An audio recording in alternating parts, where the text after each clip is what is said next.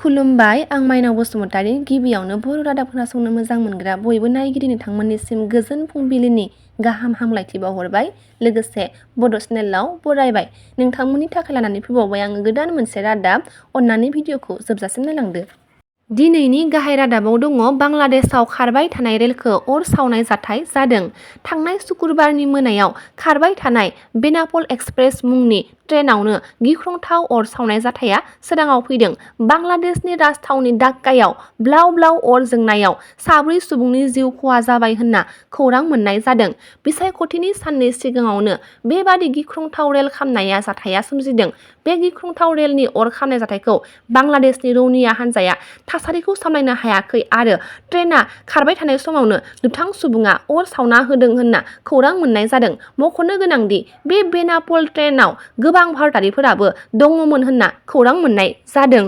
क'क्राझार जिल्ला एबसु आरो गुदि बर' थुनलाइ आफादा बर' बिजोंनि थाखो 6नि फरायसा फरायसुलिफोरखौ गुणउत्सबनि आनजादखौ मैया लिरनो होआखै। बिमा राव बिजोंनि फरायसाफोरखौ इंराजि रावजों गुणउत्सबनि आनजादखौ लिरहोनो नाजानायनि हेंथायै क'क्राझार गोजौसिन गेजेरारि आरो थांखि गोनां फरायसाफोरनि थाखो 6नि आनजादखौ फरायसालियाव थांनानै बन्द' खालामहैदों। क'क्राझार जिल्ला एबसु आरो गुदि बर' थुनलाइ आफादा खौरांगिरिनि सिगाङाव जेब्लासिम बे जेंनाखौ सुस्रांनानै होआ अब्लासिम सोमावसारबाय थागोन होननानै गोख्रों बाथ्रा बुंथिदों होनना खौरां मोननाय जादों।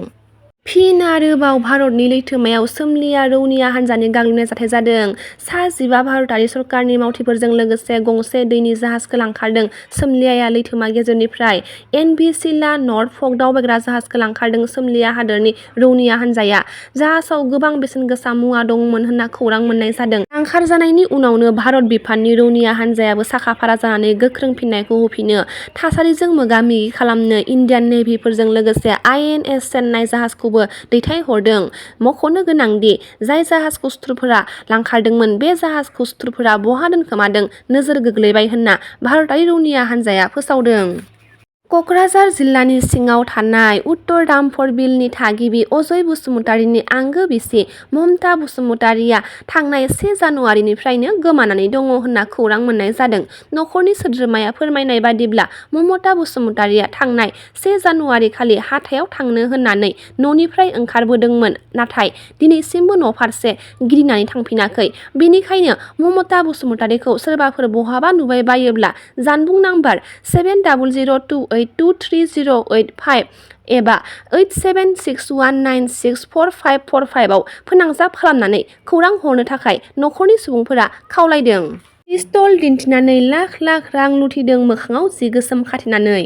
बे जाथाया देरगावनि SBI सेन्टाराव जादों। CSB सेन्टारनि बिगोमा बिजय शर्मानि चेक बाक्सुनिफ्राय नोगोद 1,20,000 रांखौ सिखावफोरा पिस्तल दिन्थिनानै लाना थांदों होननानै खौरां मोननाय जादों।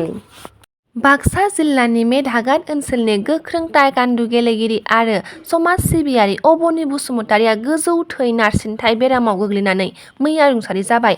मख'नो गोनांदि बिथाङा गोबां नेसनेल आरो इन्टारनेसनेल गेमआव ताइक्वान्डु गेलेना देरहासार जादोंमोन। दिनैनि रादाबा एसेनोसै गाबोन फिन गोदान रादाब लानानै लोगो मोनबावगोन। नोंथांमोना भिडिअखौ जोबजासिम नायबायब्ला अन्नानै भिडिअखौ लाइक, शेयार आरो कमेन्ट लोगोसे साबस्क्राइब खालामनानै होदो। गोजोन्थों।